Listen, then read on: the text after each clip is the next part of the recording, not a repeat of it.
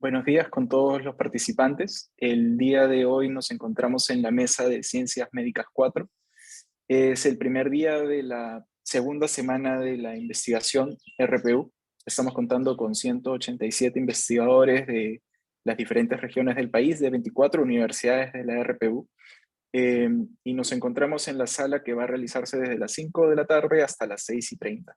Contamos con 4 ponentes que son de 3 universidades de la RPU. Estos 4 ponentes van a tener 15 minutos de exposición, una ronda inicial de 15 minutos, luego de la cual van a poder leerse las preguntas que ustedes van a poder hacer a través del chat.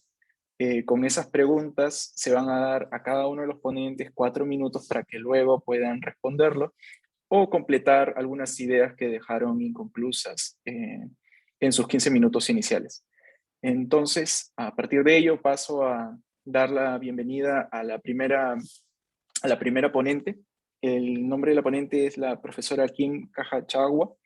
Ella es médico especialista, un segundito, médico especialista en gestión de salud, con un máster en epidemiología. Actualmente es investigadora en generación R-Study y investigadora asociada en Mamaguagua y CIDIS. Su línea de investigación es la influencia de la epidemiología ambiental en el origen temprano de la salud y la enfermedad. Adelante, profesora Kim. Tiene 15 minutos para su presentación. Permítame compartir mi pantalla y mi presentación. Se ve perfecto, gracias. Gracias. Tengan ustedes muy buenas tardes. El día de hoy tengo el agrado de compartir con ustedes un proyecto que fue desarrollado en la cohorte de Generación R, la exposición a cannabis y tabaco durante el embarazo y niveles de cortisol en el cabello infantil. Este estudio fue publicado en Drug Alcohol Dependence Journal. Si ustedes desean acceder al artículo, pueden escanear el código QR de la esquina. En los últimos años, el uso del tabaco se ha mantenido en lo largo de todo el mundo, a pesar de las múltiples campañas de la reducción del uso de tabaco. Y asimismo, el uso de cannabis ha ido incrementando su uso en diferentes partes del mundo, principalmente en Micronesia, Estados Unidos, Oceanía, África, Asia Central, y se ha mantenido en Europa. De la misma forma, el uso del cannabis durante el embarazo en la última década ha incrementado, principalmente en un grupo etario, que es de los 18 a los 25 años, que es que pueden ver en la gráfica de aquí, ya sea en mujeres gestantes o en mujeres no gestantes. De acuerdo a previos estudios, han mostrado que las mujeres que usan cannabis durante el embarazo son frecuentemente usuarias diarias.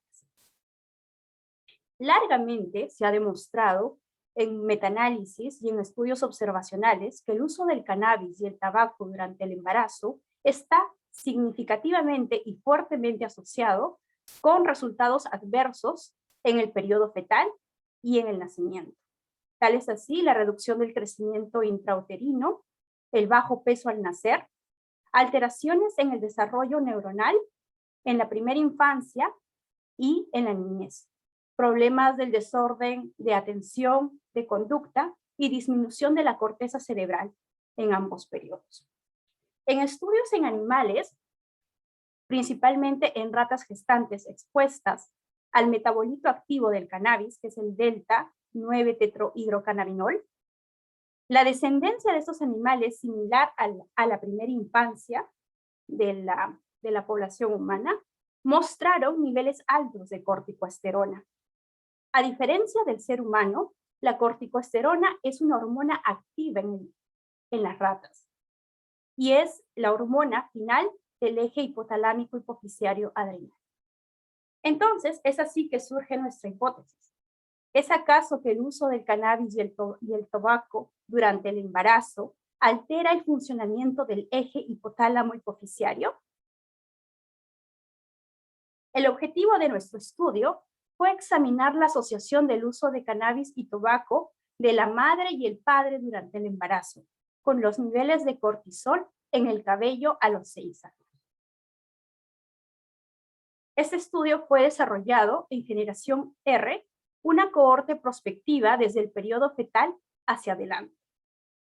Esta cohorte está establecida en Rotterdam y las madres que fueron elegibles a participar durante el periodo de inicio de abril del 2002 a enero del 2006. Aquellas madres que brindaron su consentimiento informado y que vivían en Rotterdam. Finalmente, participaron 8.879 madres y el 71% de sus parejas. Para esta población de estudio, nuestro criterio de selección fue que las madres tuvieran la información prenatal del uso del cannabis o el tabaco, así como que los niños tuvieran disponible la medición de cortisol y cortisona a los 6 años. Se excluyeron embarazos gemelares, muertes fetales intrauterinas, las pérdidas durante el seguimiento, el aborto. Para nuestra variable de exposición, usamos múltiples tipos de información y múltiples report agreements. Para el uso del cannabis, se usó un cuestionario en el primer trimestre del embarazo. A su vez, para corroborar la información, se usó un subsample de muestras de orina para la detección del metabolito del cannabis en orina. Y se usó el cutoff de acuerdo a la definido de acuerdo a la Organización de Substance Abuse and Mental Health Security Agency, que es 50 microgramos por litro. En un estudio previamente publicado, se encontró un agreement de un 77%, lo cual corrobora y hace confiable el report en el cuestionario. Asimismo, para la información del tabaco, se aplicó el cuestionario en los 3 trimestres del embarazo, en el primero, en el segundo y en el tercero. De acuerdo a previos estudios, definen que si se aplica un cuestionario multietápico y de seguimiento, este puede ser equivalente a tomar una nicotinina en muestra de orina. Asimismo, para colectar la información del padre, se aplicó un cuestionario tanto a la madre como al padre, para obtener la información de cannabis y tabaco. Finalmente, al hacer un report agreement entre la información brindada por el padre y la madre, se obtuvo una correlación cercana al 90% para la información de cannabis y 90% para la información de tabaco. Nuestra variable de desenlace fue la concentración de cortisol y cortisona en cabello infantil. El cortisol es una hormona final del funcionamiento del eje hipotálamo hipofisiario adrenal. Y tenemos una confiabilidad en la medición de la cortisona en cabello infantil, de acuerdo a previos estudios, ya que este no puede ser afectado por eventos agudos, como podría ser una muestra proveniente de saliva o de muestra de sangre. Para obtener esta muestra, se tomó 3 centímetros de cabello muy cercano al cuero cabelludo en la parte posterior del vértex. Después se pasó a medir este cabello, se pasó a pesar, a extraer y aplicar el análisis mediante el Liquid Chromatographic Mass Spectrometry Method. Asimismo, la cohorte cuenta con múltiples variables, tanto consideradas como variables confusoras. Tomamos aquellas variables para hacer el ajuste de los modelos de acuerdo a la literatura previa y examinamos el efecto del cambio de mayor de un 5% entre la asociación del exposure y del outcome. Para aquellas covariables que tuvieran una información perdida o missing information, usamos la técnica de múltiple imputación, usando el método Full Conditional Specification en el programa de R. Para ello, a su vez, aplicamos los métodos de asociación para ver modelos básicos que son ajustados por el sexo y por la edad del niño, y el modelo completo o el modelo ajustado que lo denominamos, que es ajustado por todas las variables en los modelos del padre y la madre. Los resultados que obtuvimos fueron, dentro del grupo de mujeres embarazadas, el 25.1% usó tabaco y el 2.5% usó cannabis. Y dentro del grupo que usaron cannabis, el 88.7% cousó tabaco. En el grupo de padres, el 43.6% usó tabaco y el 9.8% usó cannabis. En los modelos de regresión lineal encontramos que aquellos niños que estuvieron expuestos durante el embarazo a cannabis presentaron altos niveles de cortisol comparados a aquellos niños que no estuvieron expuestos durante el embarazo. No tuvimos asociación con los niveles de cortisona, que es el metabolito o la hormona inactiva del cortisol.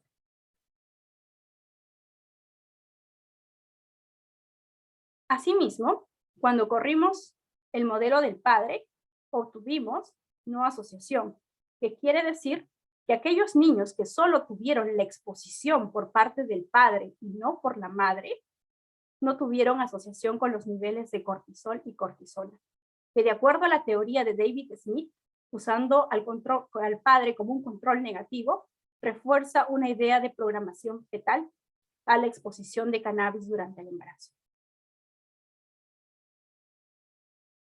Por lo cual, nuestro estudio sugiere cautelosamente que aquellos niños que estuvieron expuestos a cannabis durante el periodo fetal han alterado el funcionamiento del eje hipotálamo-hipofisiario adrenal.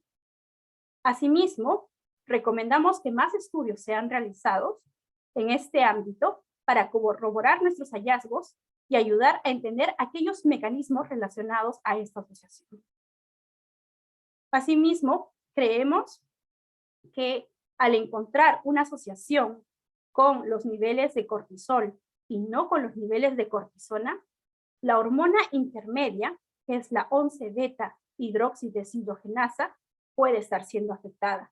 Es por lo que recomendamos que en los próximos estudios esta hormona también sea evaluada. Gracias.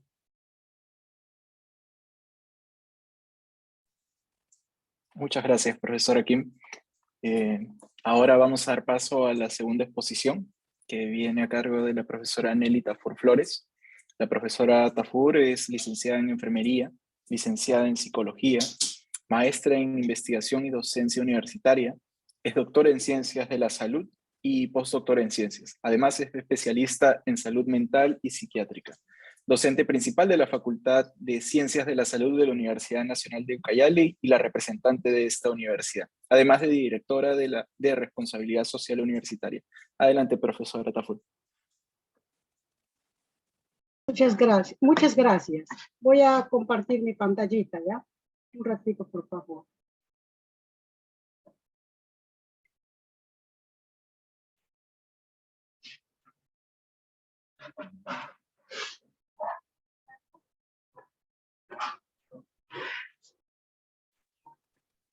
Se ve perfecto, profesora. Uy, lo ha cerrado.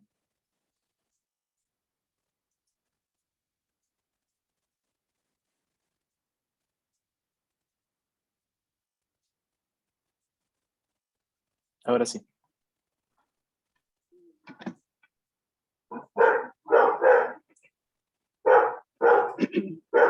Buenas tardes, señores doctores de la Red Peruana de Universidades.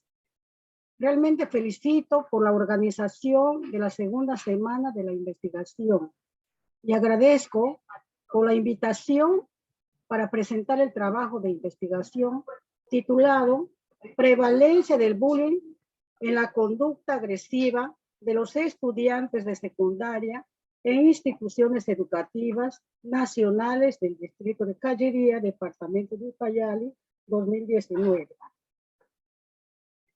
Introducción. La introducción.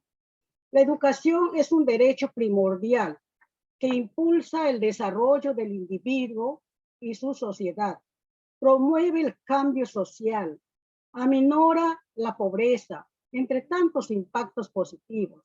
En tal sentido, la escuela debería ser un espacio privilegiado para los niños, niñas y adolescentes, un lugar donde están seguros y protegidos.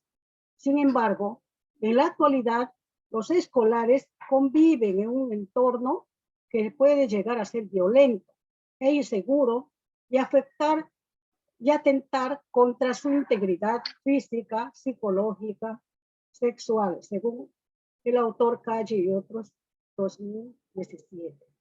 El estudio tuvo como objetivo evaluar la prevalencia del bullying de los estudiantes de secundaria en instituciones educativas nacionales del distrito de Callería, departamento de Ucayali. Formulación del problema. Problema general. ¿Cuál es la prevalencia de bullying en los estudiantes de nivel secundaria en instituciones educativas nacionales del distrito de Callería? Problemas específicos. 1. ¿Cuáles son las causas principales del bullying en los estudiantes del nivel secundaria en instituciones educativas nacionales del distrito de Callería? 2. ¿Cuál es la frecuencia del bullying en los estudiantes de nivel secundaria en instituciones educativas nacionales del distrito de Callería? 3. ¿Cuál es el tipo de bullying que sufren los estudiantes de nivel secundario en instituciones educativas nacionales del distrito de Callería? Metodología. El tipo de investigación fue básica, cumple el propósito fundamental de producir conocimientos y teorías, según Hernández y otros autores del 2014. El nivel de investigación es descriptiva. Con los estudios descriptivos se busca especificar las propiedades, las características y los perfiles de personas, grupos, comunidades, procesos, objetos o cualquier otro fenómeno que se someta a un análisis, según Hernández y otros autores de 2014. La población y muestra. La población fue todas las instituciones educativas estatales de nivel secundario del distrito de Callería, obteniendo de escala del 2019 un número de 49 instituciones educativas públicas. La muestra se obtuvo por cada institución educativa mediante el uso de un muestreo probabilístico. Esta se aplicó a alumnos de dichas instituciones de los diferentes grados, obteniendo un número muestral de 2.788 estudiantes de ambos sexos. Esto es la escala. Ahí están ubicados los colegios, que no se puede visualizar así porque son EPT. Siguiente. Tenemos las técnicas e instrumentos de recolección de datos. La técnica, la entrevista. Los instrumentos de recolección de datos fue el cuestionario autotest Cisneros de acoso escolar 2006. Autotest de Cisneros. El autotest de acoso escolar fue elaborado por Piñuel y Oñate en España en el año 2005. Su administración puede ser individual o colectiva y posee un tiempo de aplicación de 30 minutos. El objetivo de la escala es evaluar el índice global de acoso escolar o bullying, comúnmente llamado, lo cual se divide en 8 componentes y está compuesto por 50 ítems enunciados en forma afirmativa y con 3 posibilidades de respuesta. 1, igual a nunca. 2, pocas veces. 3, muchas veces.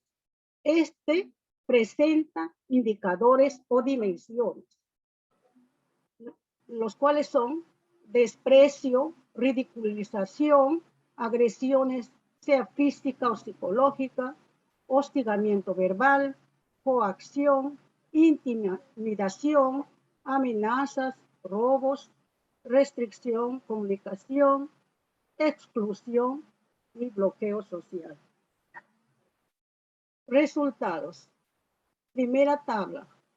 Prevalencia de bullying en los estudiantes de nivel secundario en instituciones educativas nacionales del distrito de Callería.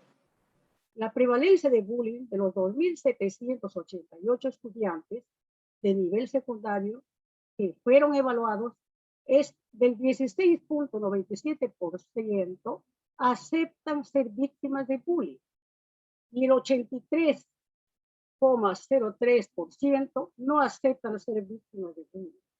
Cabe destacar que mediante el análisis del perfil de los estudiantes, un grupo de estudiantes que no aceptan ser víctimas de bullying, pero llegando a hacer el análisis de los resultados, estos presentan contradicciones y en algunos casos no son directamente conscientes a lo que están expuestos. Estos valores están claramente diferenciados por el sexo del estudiante, ya que se presenta en mayor prevalencia en varones, 23,15% y 10,21% en mujeres. Segunda tabla. Causas principales de bullying en los estudiantes de nivel secundario en instituciones educativas.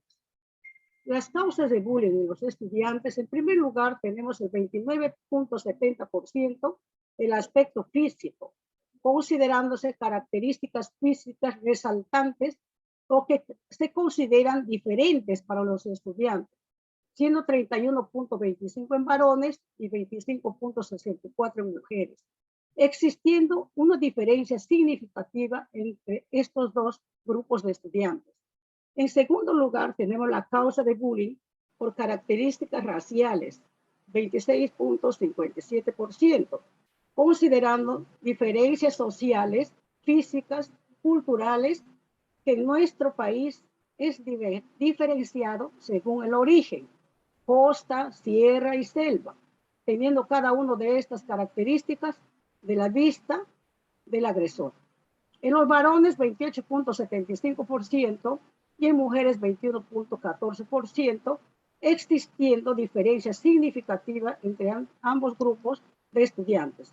En tercer lugar tenemos a la orientación sexual, 18,58%, con características que los estudiantes muchas veces toman en consideración solo como forma de ataque o ofensa, y otras por el mismo hecho de discriminar a estudiantes con diferentes opciones sexuales.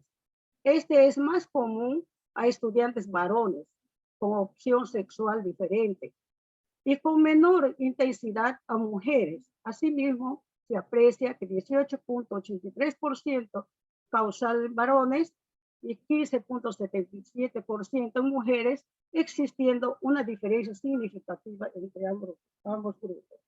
Tercera tabla. El tipo de bullying que sufren los estudiantes de nivel secundario en instituciones educativas nacionales del Distrito de Caldería.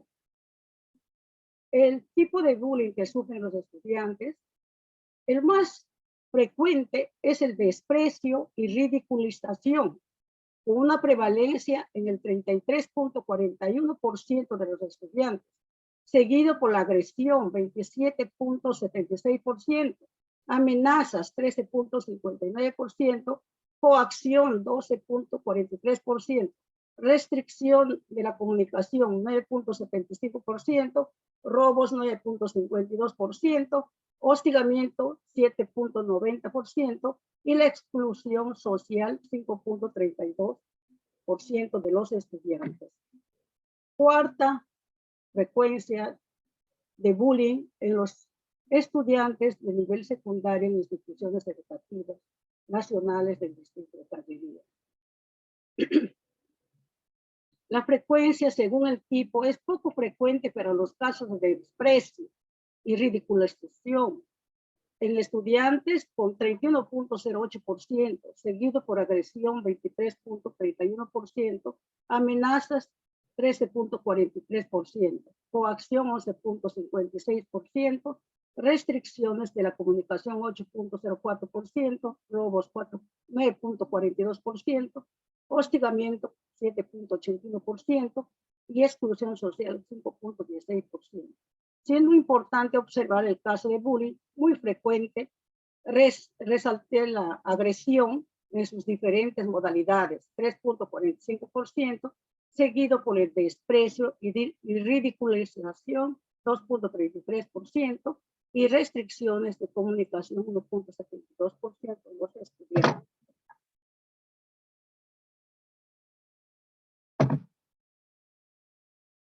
Conclusión. El bullying es prevalente con un 16.96% de estudiantes que aceptan y el 83.03% no aceptan ser víctimas de bullying, y logrando tener una conducta agresiva por no aceptar el bullying, o sea, no aceptar lo que le hace el bullying a uno de sus compañeros. 1 de cada 6 estudiantes es víctima de bullying. Las principales causas de bullying en los estudiantes son el aspecto físico, con un 29.70%, condición racial, 26.57%, y orientación sexual, 18.58%. El tipo de bullying que sufren los estudiantes de nivel secundario en instituciones educativas nacionales del distrito de Callería, con mayor frecuencia son el desprecio y ridiculización, con un 33.41%. Prevalente la agresión, con un 27.76%, y amenazas, con un 13.59%. La frecuencia del bullying de los estudiantes de nivel secundario y instituciones educativas nacionales del distrito de Callería es poco frecuente, 13.58%, y frecuente, 1.12% de los estudiantes. Recomendaciones. A los investigadores realicen investigaciones de grado de afectación del bullying en el aspecto psicológico y físico. A las instituciones educativas elaboren un programa preventivo, promocional, para concientizar el manejo del bullying. A las instituciones de salud, en la consulta médica, en el aspecto físico, evaluar la parte psicológica para detectar el bullying. Muchas gracias.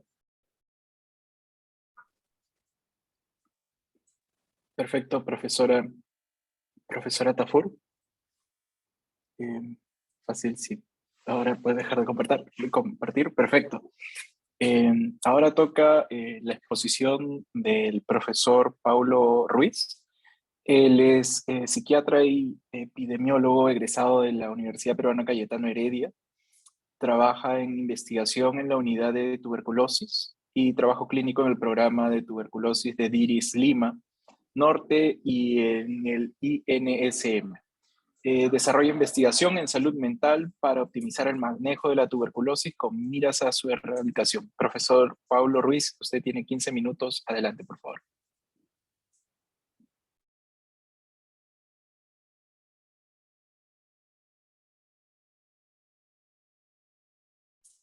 El profesor Ruiz, disculpe.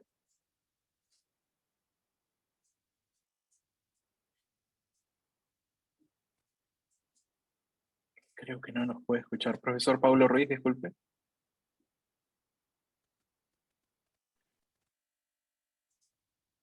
Hola, ¿qué tal? ¿Me pueden escuchar bien? Sí, ahora sí te escuchamos perfectamente. Mil disculpas. Creo que asumí que ya estaba compartiendo la pantalla. Mil disculpas. Adelante. Bueno, primero que nada, agradecer a los organizadores la invitación, agradecer a la Universidad Cayetano que me dio la confianza como para poder presentar este trabajo que estamos realizando, y también agradecer a los dos ponentes anteriores, dos excelentes investigaciones de buen nivel que yo creo que hablan muy bien del futuro de investigación que tenemos en nuestro país y que a nivel universitario debemos ser siempre los líderes llevándolo adelante, ¿no? Yo, como mencionaba el organizador, soy psiquiatra, soy también epidemiólogo de entrenamiento. En este momento voy a presentar uno de los trabajos que creo que nos puede ayudar a ir avanzando en una parte de clínica práctica dentro de la problemática que tenemos en países en vías de desarrollo, específicamente en Perú, ¿no? Para comenzar, debemos recordar que la tuberculosis es un problema de salud pública sumamente importante. De repente, por el golpe en la cara que fue el COVID-19, el último par de años nos hemos olvidado un poco de otras enfermedades infecciosas, pero la tuberculosis fue, hasta el inicio del COVID, la enfermedad infecciosa que más mataba alrededor del mundo, lo cual me sorprendió a mí la primera vez que lo escuché, uno asumiría que el VIH o que la malaria son los problemas más importantes, pero no, la tuberculosis es la enfermedad infecciosa que más solía matar antes del inicio del COVID, y probablemente luego que el COVID se convierta, Dios mediante, en una endemia como la influenza, lo más probable es que vuelva a tener un rol preponderante, ¿no? En el Perú, muchos de los casos, el 6.3 de acuerdo al informe del 2018, de los casos nuevos son casos multidrogo resistentes. Estos son casos en los cuales se tienen que usar tratamientos mucho más largos, que pueden ir de 2 años a más incluso de duración, que con drogas más costosas y con mayor incomodidad y mayor afectación a la calidad de vida y productividad de las personas. Además de eso, tiene una mayor probabilidad de muerte y tiene una mayor probabilidad también de fracaso. Entonces, mientras más tuberculosis multidrogo resistente haya, va a ser mucho peor. Una de las cosas que se ha visto, y ahí se engancha justamente el interés de la psiquiatría y de las ciencias que estudian la salud mental o que aportan a la salud mental, es que el abuso de sustancias y los cuadros afectivos, ¿no? se han visto asociados a falla o abandono del tratamiento, para la tuberculosis, de la tuberculosis tanto multidrogo resistente como la tuberculosis sensible. Y a su vez, el hecho de dejar tu tratamiento es el principal factor de riesgo para la aparición de cepas multidrogo resistentes. Básicamente, si alguien no termina el tratamiento, es como una especie de entrenamiento que se le hace a la bacteria para que se vuelva cada vez más resistente, ¿no? Muy bien. En esta investigación, lo que nosotros tratamos de responder es que si existen, ¿no? Si existen variaciones individuales de los síntomas depresivos en la primera mitad del tratamiento para tuberculosis sensible, ¿no? Y si es que esta variación del patrón de síntomas depresivos en esta primera mitad podía ayudarnos a predecir la muerte y el abandono de tratamiento en la segunda mitad del tratamiento por tuberculosis sensible. ¿Qué quiere decir esto? Quiere decir, por ejemplo, hay personas que van a comenzar con síntomas o que podrían comenzar con síntomas altos de depresión y luego bajar rápidamente por diferentes motivos. Hay personas que pueden empezar con síntomas bajos de depresión y que poco a poco podrían ir subiendo, etc. Lo que nosotros tratamos de hacer entonces es tratar de extraer de los datos que teníamos de una cohorte longitudinal de personas que recibían tratamiento para tuberculosis sensible, cuáles son estos patrones de variación a lo largo de la primera mitad, o sea, de los primeros 3 meses de tratamiento para tuberculosis, y ver si es que estos patrones, ¿no? Estas trayectorias, que es la palabra que vamos a utilizar y que se usa en mucha de la literatura, se asocia a una mayor probabilidad de muerte o de abandono de tratamiento, ¿no? Nosotros analizamos los datos de 344 personas que recibieron tratamiento para tuberculosis sensible en 21 centros de salud de San Juan del Lurigancho, ¿no? Este fue un análisis secundario de una cohorte prospectiva. Lo que usamos para medir depresión fue una escala breve para depresión, una versión abreviada de la escala del Centro de Estudios Epidemiológicos, que fue validada acá en Perú, y se hizo la medición en el momento del diagnóstico de la tuberculosis y luego mensualmente por 6 veces adicionales, ¿no? Entonces, en total había 7 mediciones, una en la basal y un mes después hasta el mes número 6, que es cuando el tratamiento normalmente se acaba, ¿no? La variable de exposición fueron las trayectorias de síntomas depresivos durante la primera mitad del tratamiento, y tratábamos de explicar o de predecir resultados adversos, es decir, muerte o abandono del tratamiento en la segunda mitad del tratamiento.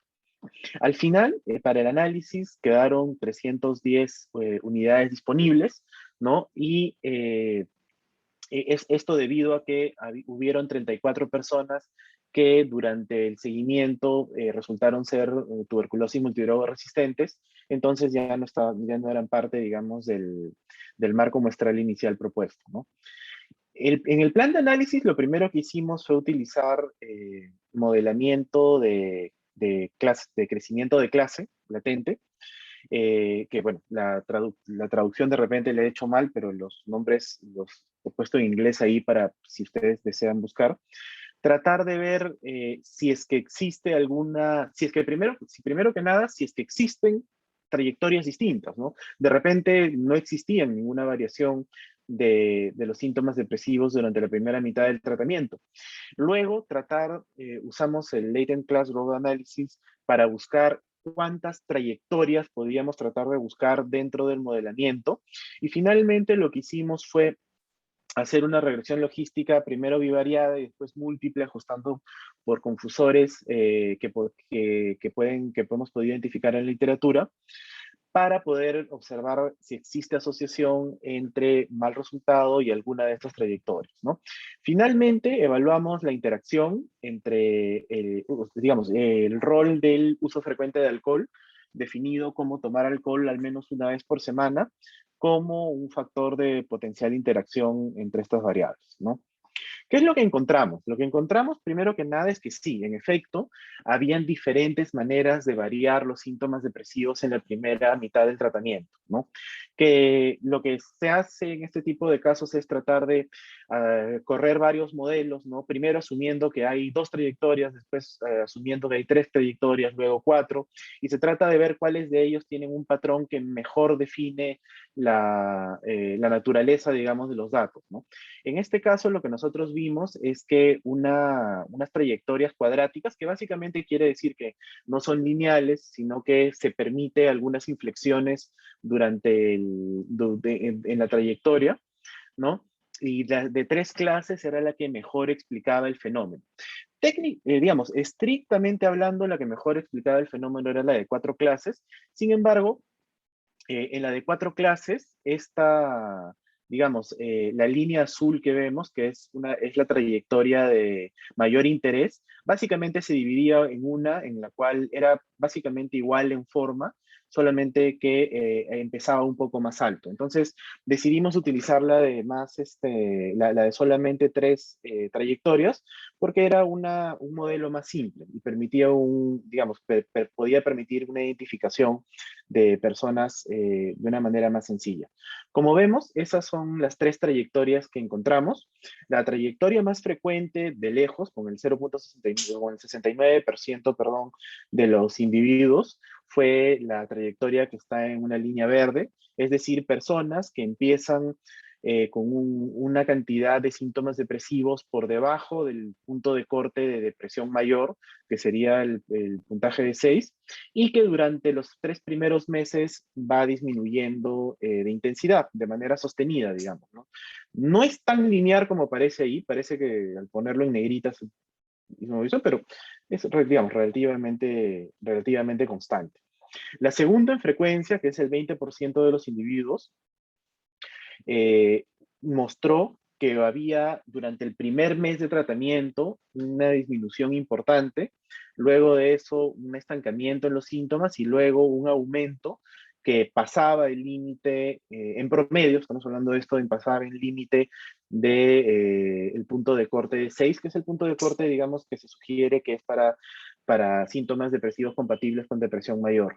Y la última trayectoria es personas que empezaban con puntajes muy altos de depresión y que solían bajar de manera sostenida a lo largo del tratamiento, aunque matemáticamente, estrictamente, esta línea no debería ser considerada como de descenso, sino se mantiene constante porque algunas de las inflexiones no fueron significativas. Pero en general esto se parece un poco a otros estudios de trayectorias que se han visto a lo largo del mundo, ¿no?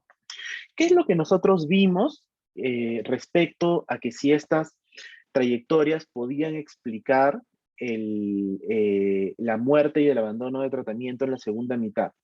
Primero que nada, que de acá en adelante solamente se va a explicar el abandono, porque nos quedamos sin personas que fallecieron. Felizmente no fallecen tantas personas y la mayor parte no entró en el análisis de la segunda mitad del abandono. Entonces, ¿qué es lo que encontramos acá? Que a comparación de aquellas personas que vimos acá en la línea verde, ¿no? Las personas que tenían esta trayectoria de incremento de síntomas depresivos entre el segundo y tercer mes presentaban 3.74 veces la chance de abandonar el tratamiento para tuberculosis, ¿no? El intervalo de confianza es un intervalo alto, va de 1.15 a 12.14, y es algo que se mantiene relativamente constante en magnitud en el análisis de regresión múltiple. Estos intervalos de confianza, lo más probable es que se haya visto porque el número de eventos, el número de abandonos no es tan alto. Si mal no recuerdo, hubo 20 abandonos de las 300 personas y eso favorece que los intervalos de confianza sean relativamente grandes. Pero la magnitud es algo considerable, ¿no?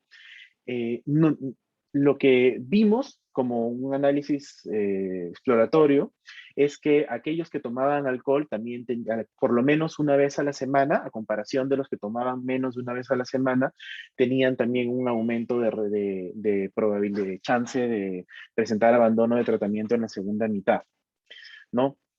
Cuando hicimos la estratificación digamos, de ver si es que la depresión, una vez que lo dividíamos en personas que no tomaban y sí tomaban alcohol más de una vez a la semana, lo que nosotros vimos es que esta asociación entre una trayectoria en crecimiento de depresión y el abandono de tratamiento de tuberculosis en la segunda mitad se mantenía significativo solamente en aquellos que tenían consumo de alcohol de por lo menos una vez a la semana, y no solamente se mantenía constante, sino que el estimado puntual se incrementaba de manera considerable. De nuevo, incluso el límite inferior del intervalo de confianza aumentó, pero el intervalo de confianza para este subgrupo era todavía mucho más pequeño y los intervalos de confianza eran, como pueden ustedes observar, son bastante grandes, ¿no? Algunas limitaciones, digamos, hay algunas limitaciones del estudio, ¿no?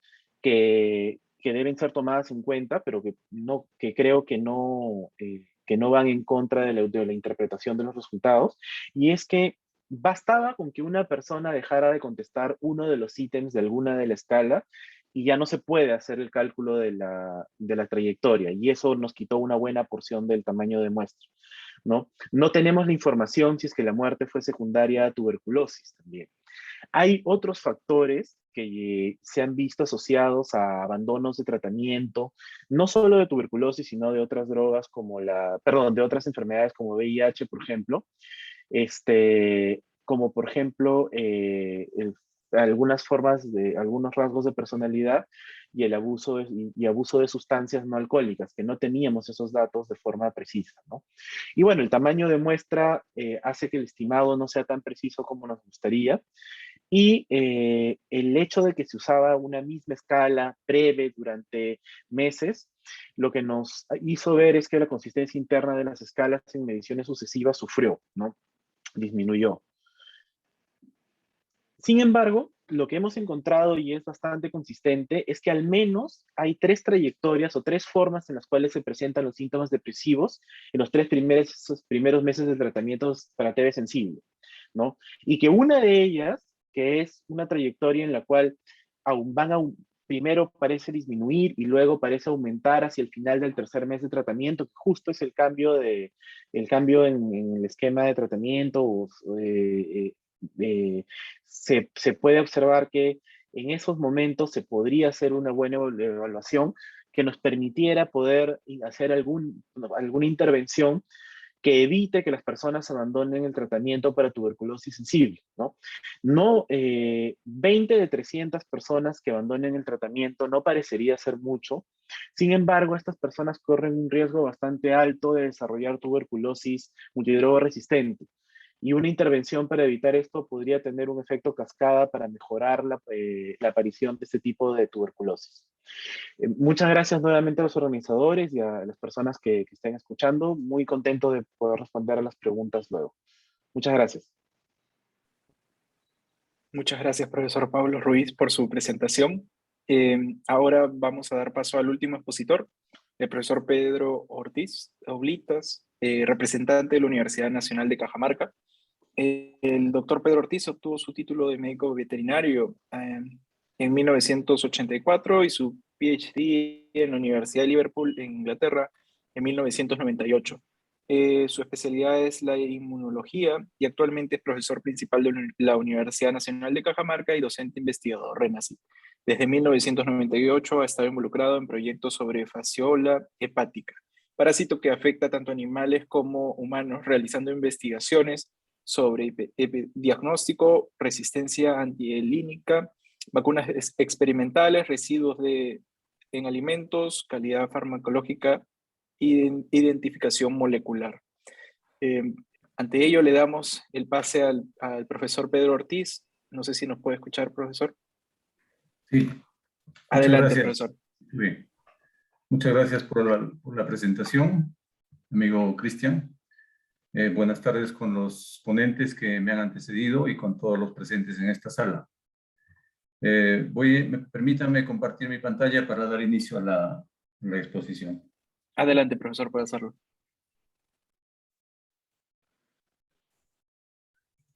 Bien. Yo soy médico veterinario, trabajo acá en la zona de Cajamarca. Soy profesor en la Universidad Nacional de Cajamarca.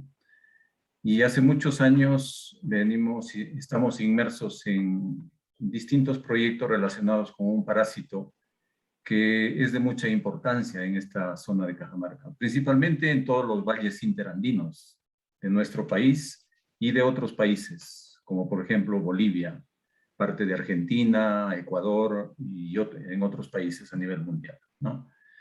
El trabajo que les voy a presentar es un trabajo que recientemente se ha concluido. Falta hacer algunos análisis, incluirle algunos datos, pero prácticamente es lo más importante que les puedo mostrar acá en esta presentación.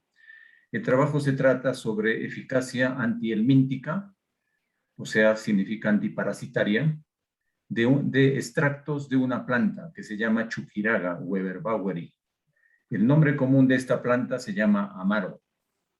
Es una planta que comúnmente está presente acá en los Andes en la zona andina de Cajamarca y también en otros lugares. Tengo referencias que también prácticamente está presente en todos los Andes de Sudamérica. Este trabajo, esta eficacia se ha tratado de probar en animales, en fasciolasis ovina, como una alternativa para el tratamiento de la infección humana. Este es el Valle de Cajamarca, la ciudad de Cajamarca al fondo, en donde, como ustedes probablemente conocen, es un valle eminentemente dedicado a la producción lechera, de ganado bovino lechero. Hace años atrás se había llegado hasta producir 1 millón de litros de leche por día.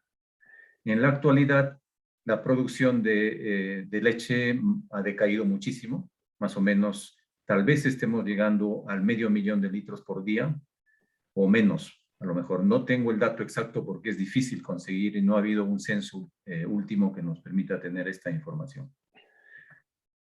El principal problema en el ganado bovino lechero, principalmente, también en ovinos y también en seres humanos, como van a ver algunos datos, es este parásito que se conoce con el nombre de fasciola hepática. Este es un tremátodo, un parásito de 2 a 3 centímetros de tamaño. Esto es una preparación que hemos hecho acá en el laboratorio. Esta es la forma del parásito. Es un parásito plano, un minto plano, que es hermafrodita. Tiene los dos sexos y produce huevos embrionados hacia el medio ambiente. Les voy a mostrar a continuación brevemente el ciclo de este parásito. Entonces, este es nuestro principal problema acá.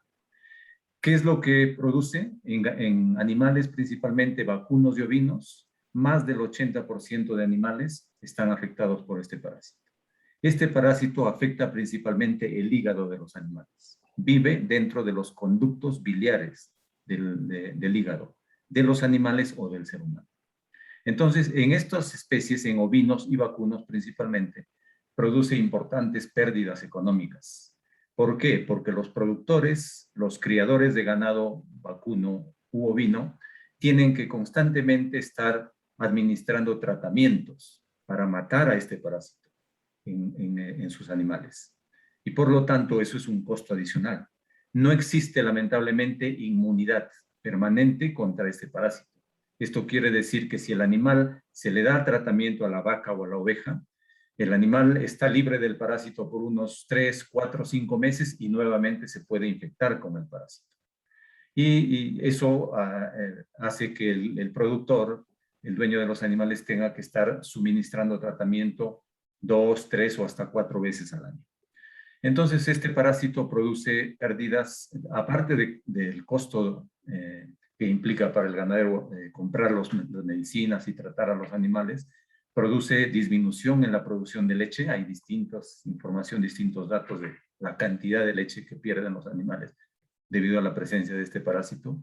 Pero también pérdidas en carne, en producción de carne, en la calidad misma de la carne y también en lana y en otro tipo de productos dependiendo de las especies que afecta este parásito. No solamente afecta a vacunos y ovinos, también puede afectar a los auquénidos, alpacas principalmente en esta zona. En el sur del Perú hay mucha alpaca y también resultan afectados por este parásito.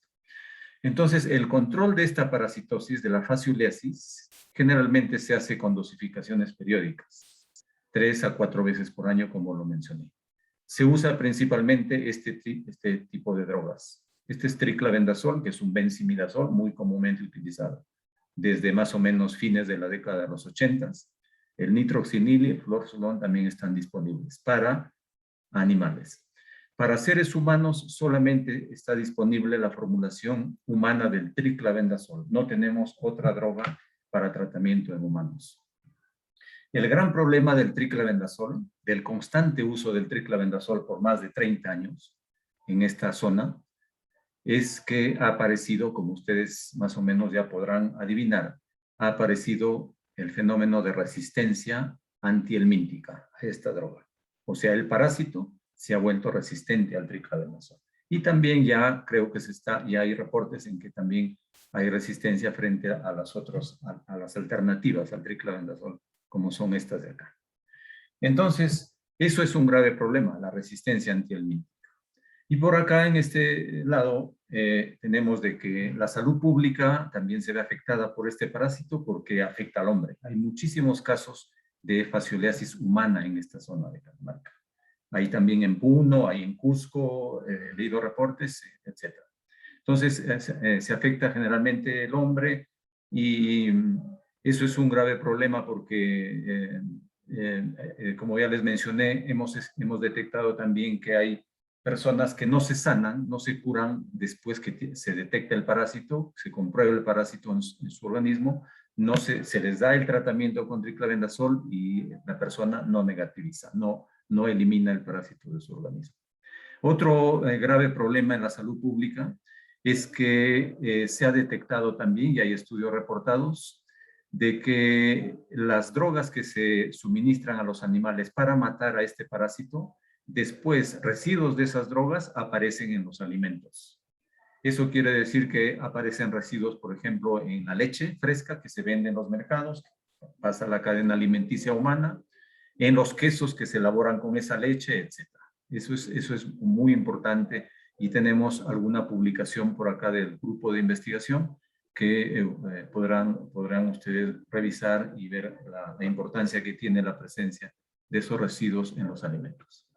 Esto es brevemente el ciclo de vida de la fasciola hepática. Este helminto se localiza en su forma adulta en el hígado de los animales, produce muchos huevos, miles de huevos podríamos decir por día, eso está publicado, y estos huevos salen con las heces de los animales hacia el medio ambiente.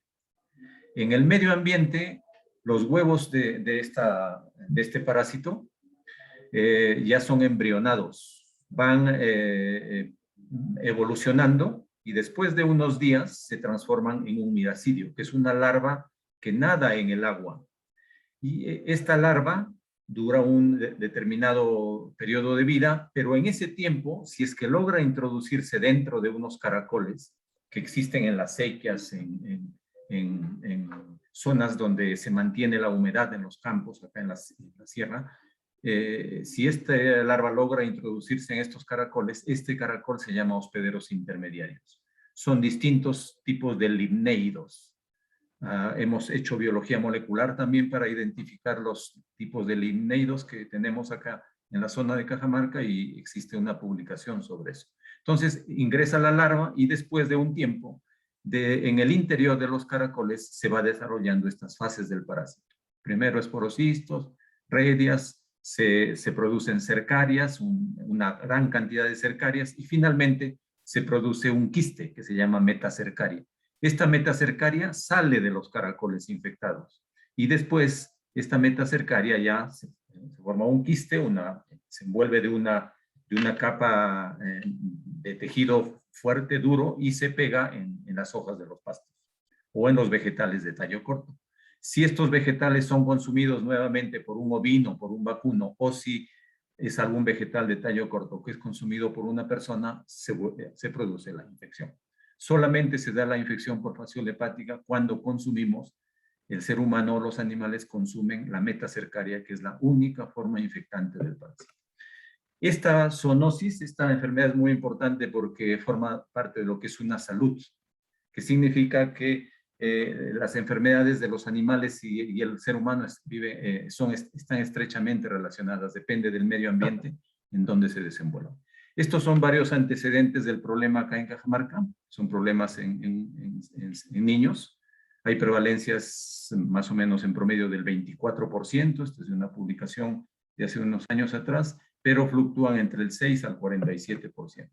Recientemente, un estudio acá en un distrito cercano a Cajamarca se reportó un 6.30%, y esto es un estudio que hemos reportado sobre la resistencia al triclavendazol en una revista que se llama Veterinary Parasitology, en donde reportamos que la eficacia del triclavendazol es del 25%.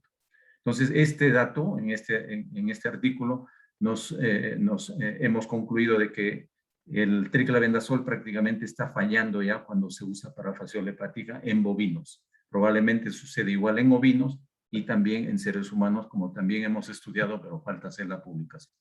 Entonces, todo esto nos ha llevado pues a hacer este proyecto de investigación sobre la eficacia antihelmíntica de una planta, del amaro, en fasciolasis ovina, como una alternativa para infección humana, ¿no? El objetivo de este trabajo fue evaluar la eficacia antihelmíntica de extractos de esta planta frente a fasciola hepática en ovinos, como ya mencioné, como una alternativa para el tratamiento en humanos. Esta es la planta como está en su ámbito natural, en los Andes, en la parte sobre 3.500 metros de altura. Esta es la planta, el amaro, es una planta que pertenece al grupo de las Asteraceae. Hay antecedentes de eficacia contra fasciola hepática en animales y en humanos que están reportados en algunos artículos.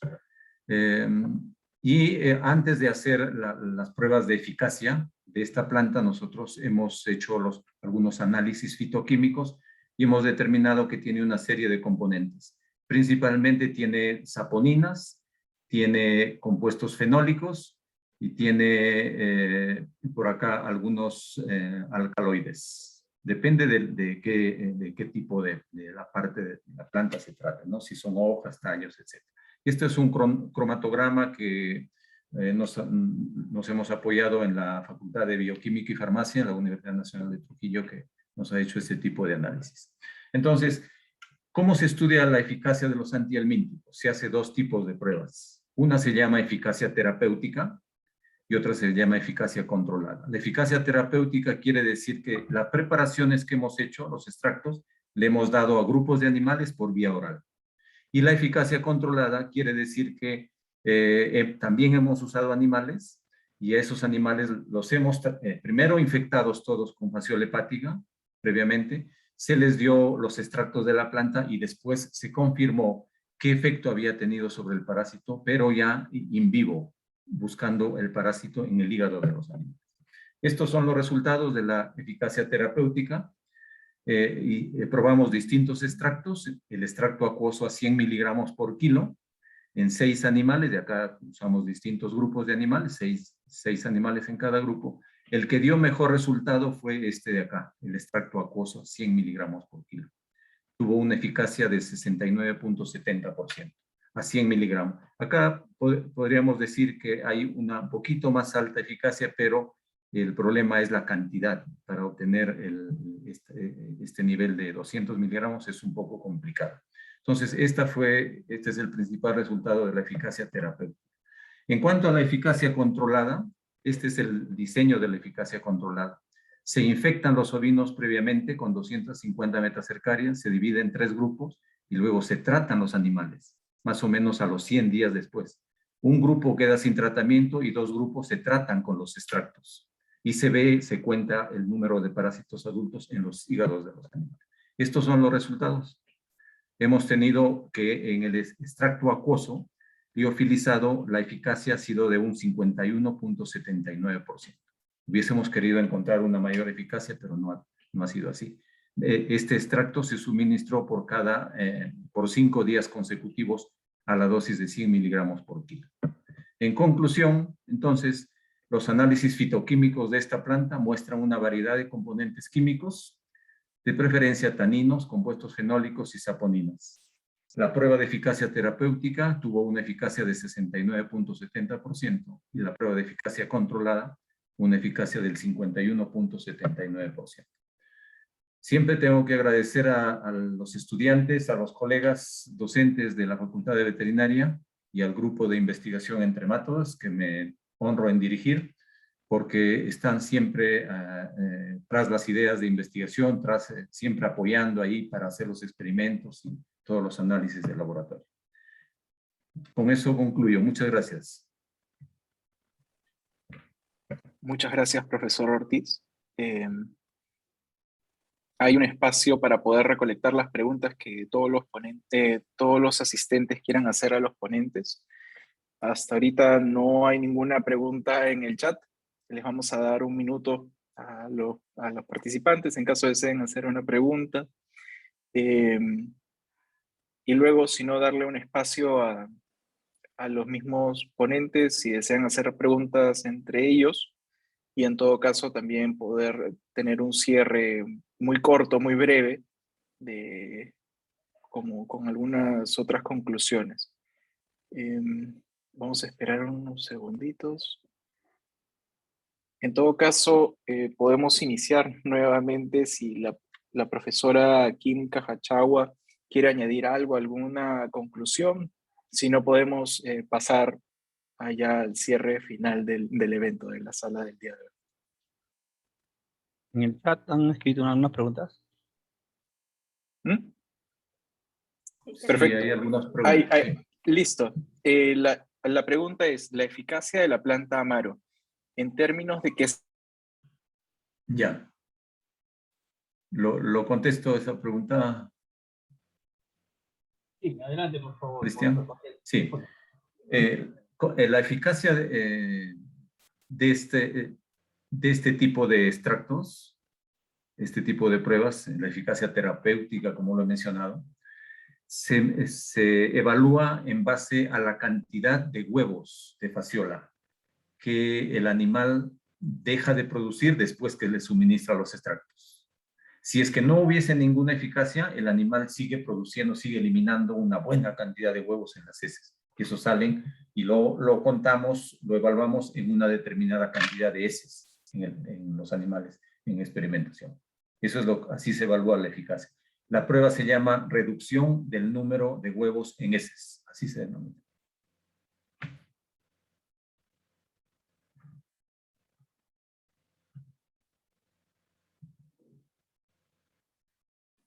Hay una última pregunta que acaba que estoy pudiendo leer, de por qué es difícil erradicar limneidos. Es difícil erradicar los limneidos. Los caracoles es muy difícil erradicarlos porque viven en un medio ambiente que es muy propicio acá en las zonas de la sierra, los valles interandinos, tienen todas las condiciones apropiadas y proliferan, son muy prolíficos, producen una enorme cantidad de huevos y siempre están proliferando ahí. El productor, el ganadero, puede limpiar ciertas partes de las sequias para evitar que se proliferen los caracoles, pero si todos no limpian las sequias, no se hace un control en conjunto de todos los productores, nunca se va a poder controlar. En las zonas donde no hay caracoles, no hay fasciola. Eso se nota claramente, por ejemplo, en los valles de la costa. No hay caracoles, no hay fasciola hepática en la costa. Este es un problema muy importante en sierra, en valles, porque hay presencia del caracol. La idea sería, por ejemplo, buscar un método para eliminar los caracoles, ¿no? Así pero no tenemos. Hemos hecho algunas pruebas, hemos utilizado algunos químicos, contaminan, matan toda la flora, la fauna que hay ahí en las sequías y nos complicamos más con el medio ambiente, ¿no? Entonces es bastante complejo ese tipo de control, ¿no? Eso es lo que Muchas podría gracias, decir. profesor. Muchas gracias. En todo caso, si hay alguno de los ponentes que quiera dar algunas palabras finales, puede hacerlo en estos momentos, utilizar el tiempo que tenían para responder preguntas para poder dar unos comentarios finales. La profesora Kim, o la profesora Nelly o el profesor Paulo quieren tomar algunas palabras finales, si no pasaríamos a cerrar la sala. Muy agradecido a todos los expositores y también a los que están presentes en el aula virtual. Lo que quería manifestar es lo siguiente. No debemos olvidar en el país y en todo el mundo que la salud mental es muy importante. Nosotros hemos observado que el bullying afecta psicológicamente a los niños y a los adolescentes, no solamente a los adolescentes, incluso a los adultos, ¿ya? Entonces, ¿qué afecta? A la parte psicológica y hace que la persona se ponga ansiosa, depresivo y hasta llega a suicidarse. Todos esos aspectos hay que tener en cuenta en la parte de la educación, más que todo. Solamente para decirlo eso, que realmente es muy importante estas exposiciones. Fortalece la parte científica. Muchas gracias. Muchas gracias, profesor Nelly Tafur, de la Universidad Nacional de Ucayali. ¿Hay algún otro ponente que quiera dar algunas palabras de cierre? ¿La profesora Kim o el profesor Paulo? Sí, Cristian, quiero agradecer Adelante, a los profesora. ponentes. Quiero agradecer a los ponentes porque realmente han hecho unas presentaciones maravillosas. Me parecen temas bastante interesantes y tanto temas de salud pública como el tema de encontrar una dosis para los antiparásitos, para el control de parásitos, así como el tema de salud mental. Y más ahora que usamos por ejemplo, las redes sociales, creo que el bullying se ha incrementado tanto en los adolescentes, en las mujeres, en diferentes grupos etarios, entonces es un tema bastante importante, así como abordar la depresión en pacientes con un tratamiento de antituberculosis, o ya sea pacientes con VIH, me parecen temas muy interesantes. Gracias por compartir esas ponencias con todos nosotros. Bueno, y yo solamente quería nuevamente agradecer a los organizadores, a los expositores y además a las personas que están escuchando, que probablemente sean estudiantes, animarlos a hacer investigación, a tratar de orientar a hacer intervenciones, ¿no? En el caso de la tuberculosis, de la fasciola, son problemas que lo más probable es que estén en nuestras manos básicamente poder solucionarlos, ¿no? Son problemas que son básicamente de países en vías de desarrollo como el nuestro y que las manos van a tener que salir de acá. De afuera nos pueden ayudar, puede haber algún apoyo, pero está principalmente en nuestras manos poder ayudar caminos, sacar caminos para adelante, ¿no? Muchas gracias nuevamente. Gracias por la invitación y a mis compañeros de exposición. Gracias. Perfecto, entonces Cristian, si me permites un minutito. Adelante, profesor. Claro. Sí, solamente también para agradecer a los colegas que han expuesto sus trabajos muy interesantes en el caso de la tuberculosis, de la resistencia, multidrogoresistencia y todo eso es un problema tremendo en la actualidad, creo. El tema de bullying es también muy importante en el ser humano, ¿no es cierto? En los niños principalmente. Y el trabajo de la amiga Kim también es bastante interesante, ¿no? Entonces, creo que lo que tenemos que hacer acá en la universidad, justamente, o en las universidades, es justamente tratar de solucionar problemas, ¿no es cierto? Problemas de la comunidad, de nuestra sociedad. Eso es lo que debe hacer la universidad. Identificar el problema y tratar de aportar, explicarnos, dar alguna alternativa de solución. Solamente quiero comentar un par de cositas que aparecen por ahí. Dice, ¿cuál es el costo-beneficio de este trabajo en fasciola? El problema, estimados participantes en esta sala, es que cada vez más se viene detectando resistencia a la fasciola hepática en humanos y no tenemos otra alternativa de tratamiento. Lamentablemente, no tenemos. No le podemos dar algún otro producto que se use en animales porque no está permitido. El único producto permitido es el triclavendazol en humanos. Entonces estamos buscando otra alternativa. Por eso estamos investigando esta planta. Y también por ahí preguntan si habría otras plantas. También he leído algunas investigaciones en Asia que están usando la moringa, que ustedes seguramente han escuchado, la moringa oleífera se llama la planta, que tiene propiedades también antiparasitarias. Así que por ahí hay una línea de investigación que probablemente se pueda seguir. Algunos estudiantes están trabajando por ahí, nos podrían ayudar y a lo mejor tengamos algunos resultados en el futuro. Muchas gracias, colegas. Muchas gracias a todos. Perfecto. Solo para cerrar, agradecer a todos los ponentes que nos han acompañado el día de hoy, a todos los participantes, indicarles que si bien la presentación de hoy no está transmitida en vivo por Facebook, sí va a ser colgada en la página web de la RPU. Estamos culminando una plataforma virtual donde vamos a poner todas las presentaciones, junto con las ponencias y también los resúmenes. Se está creando un documento que incluya todos los resúmenes de los proyectos que se están presentando en esta segunda semana de la investigación. Esta será la última mesa del día de hoy. Mañana iniciamos nuevamente a las 8:30. Son 2 mesas que van a iniciar el día de mañana. Todos tienen un programa con el cual han podido ingresar. Van a poder usarlo nuevamente mañana. Solo deben hacer clic en la mesa que ustedes deseen participar.